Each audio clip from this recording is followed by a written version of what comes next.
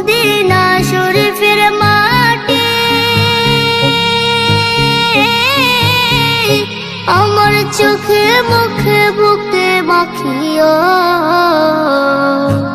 এমন পবিত্র মাটি, এমন পবিত্র মাটি আমার নবীর রওজায়।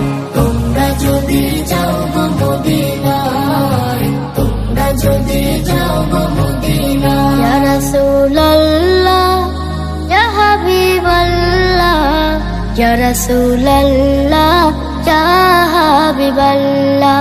মদিনা শরীফের মাঝে বেহেশতের বাগান আছে,